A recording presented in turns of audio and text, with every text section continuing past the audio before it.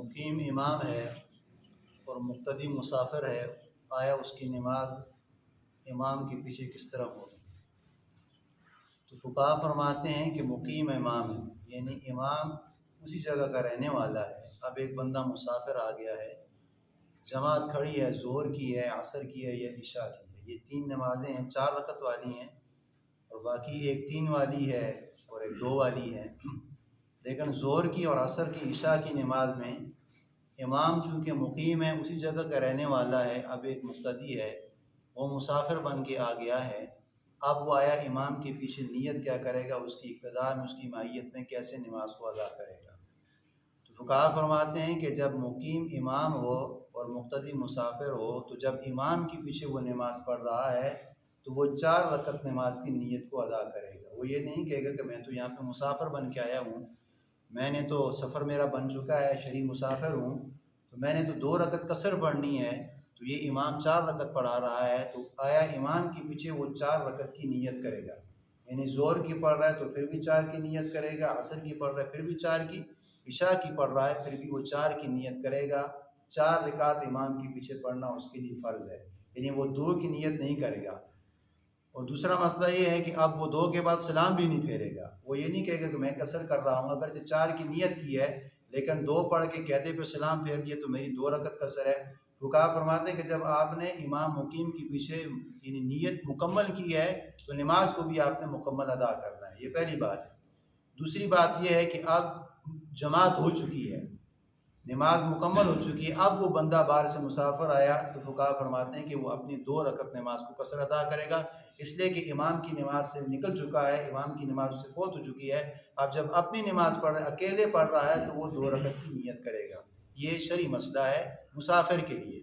अब दूसरा मसला इसके साथ जो अटैच है वो ये है कि अब आया जो इमाम है वो मुसाफिर है। पहले ये था कि इमाम मुकीम था, अब इमाम मुसाफिर है और जो मुक्तदी हजरात हैं वो इकामत वाले हैं। यानी इमाम मुसाफिर इमाम बन गया है और जो पीछे हजरात हैं उनमें से अक्सर लोग जो उनसे हैं वो मुकीम हैं और चंद उसमें से मुसाफिर आ चुके हैं। अब इमाम किस तरह नमाज पढ़ेगा और मुक्तदी हजरात उसके पीछे किस तरह पढ़ेंगे? तो फुक़हा फरमाते हैं पहले तो ये है कि आप मुकीम जो मुसाफिर जो इमाम है आप उसको मकाम ना दें। लेकिन शरई उज़्र है कि उस वक़्त था नहीं तो लोगों ने उसको आगे कर लिया, उस वक़्त उसके साथ है ही मुसाफिर थे, यानी उसके उस वक़्त उसके साथ मुसाफिर इमाम भी था और मुसाफिर उसके मुक्तदी थे। लेकिन मुसाफिर मुक्तदी और मुसाफिर इमाम है, लेकिन बाद में लोग मोहल्ले वाले आ गए, अब वो मुकीम है और जो पीछे पहले से मुसाफिर इमाम बन चुका था, मुसाफिर मुक्तदी बन चुके थे। तो फुक़हा फरमाते हैं कि उसको बता देना चाहिए, अगर उसके साथ 2 मुकीम हो पहले बता दें कि मैं 2 रकत नमाज पढ़ूंगा, 2 के बाद मैंने सलाम फेरना है, आप अपनी बाकी मानदा रकतों को पूरा करेंगे। यानी ज़ोहर की है 2 के बाद मैं सलाम फेरूंगा, असर की है 2 के बाद सलाम फेरूंगा, इशा की 2 के बाद सलाम फेरूंगा, आप बाकी मानदा 2 रकतों को नमाज को बाद में अदा करेंगे। तो फुक़हा फरमाते हैं कि इमाम 2 रकतों के बाद सलाम फेर देगा और जो मुक्तदी उसके मुकीम है रहने वाले हैं वो 2 पे सलाम नहीं फेरेंगे, बल्कि जो मुकीम मुक्तदी हैं वो 4 रकत पढ़ेंगे और जो मुसाफिर मुक्तदी थे उसको फुक़हा फरमाते हैं कि वो 2 रकत नमाज को अदा करेगा। और तीसरा मसला ये है कि अब एक शख्स ऐसे है कि वो जब घर में था उसकी कुछ नमाजें कज़ा हो चुकी हैं, ज़ोहर की है, असर की है, मगरिब की है या इशा की है, कोई नमाज भी कज़ा हो चुकी है।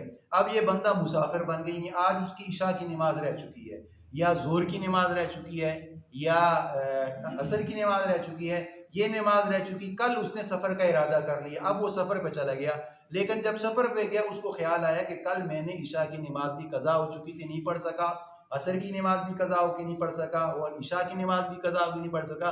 अब फुक़हा फरमाते हैं कि ये जब सफ़र में होगा तो हालत इकामत में जो इसकी नमाज कज़ा हुई थी, ये हालत सफ़र में 2 की कज़ा नहीं करेगा बल्कि ये 4 की कज़ा करेगा, इसलिए कि उस वक़्त इसका सफ़र नहीं था, उस वक़्त ये अपने मकाम पे था, घर पे था, वतन पे था। जिस वक़्त इसकी यानी कज़ा नमाज हुई वो अपना मकाम था। अब ये जो अदा नमाज अदा कर रहा है वो अदा कज़ा में जो होगी वो 2 रकत नहीं होगी बल्कि वो 4 रकत वहाँ पे कज़ा को अदा करेगा। अगरचे वहाँ पे सफ़र पे है लेकिन सफ़र पे इसकी नमाज कज़ा नहीं बल्कि इसकी हज़र में कज़ा हुई है, तो हज़र की कज़ा सफ़र पे नहीं होगी। हज़र की कज़ा सफ़र पे भी जब आप अदा करेंगे तो वो नमाज आपने 4 को अदा करनी है। ये पहला मसला। और दूसरा इसके साथ जो मानवन मसला है, अब एक बंदा है सफ़र में है, सफ़र में उसकी नमाज कज़ा होगी, ज़ोहर की है, असर की है, इशा की है।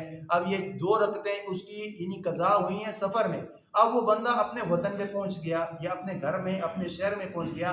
अब सफ़र वाली नमाज को फुक़हा फरमाते हैं कि वो जो 2 रकत आपकी कज़ा सफ़र में हुई थी, वो अपने मकाम पे भी आके आपको 4 नहीं अदा करनी, बल्कि आपने 2 अदा करनी, इसलिए कि वो सफ़र में कज़ा हुई हैं। तो सफ़र की कज़ा हज़र में आप अदा करेंगे तो वो 4 नहीं होगी बल्कि 2 होंगे, और हज़र की कज़ा जो 4 वाली हैं वो सफ़र में आप अदा करेंगे तो वो 2 होंगी। अल्लाह सुजा